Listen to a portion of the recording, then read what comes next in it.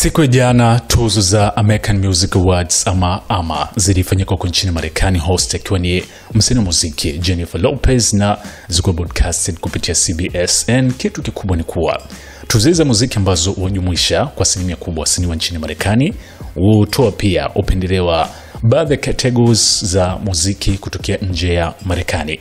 So kwenye tuzo hizi zilizo kuangazia pia pande mbili, upande wa Korea kupitia K-pop, lakini pia Afrika kupitia Afrobeats. And kitu kikubwa tu, miongoni mwa wasanii ambao wanaongoza kwa kushinda zaidi ni Billie Eilish ambaye alibuka na ushindi wa tuzo 7, na hizo ni category zote 7 ambazo alikuwa nominated. Yani sio kwamba maybe alishinda tuzo 7 kati ya categories 8 ama 9, pana. Alikuwa nominated kwenye category 7 na zote ameibuka mshindi. Sasa upande wa Afrika kupitia category ya Favorite Afrobeats Artist, wasanii ambao walikuwa kishinda hapa ni Asake Amasak, Rema, Tems, Tyler pamoja na Wizkid. And Tyler ameweza kuibuka mshindi kwenye category. So hii kwenye kabati la tuzo la msanii, Tyler ameongeza American Music Awards baada ya BET, Grammy na tuzo zingine kubwa ambazo amekwisha kuzikomba kwa nchini Marekani.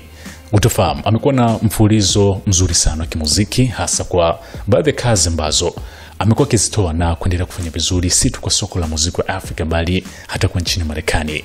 Ndiye msanii wa kike ambaye amekuwa busy tangu wote hizo kumpa maarufu na mafanikio makubwa sana, na tuseme tu kutokana na juhudi zake, namna ambavyo ameweza kujiongeza na push ambayo amekuwa akipata. Ndiye msanii wa kike ambaye anaangaziwa zaidi kwa nchini Marekani kutokea Afrika.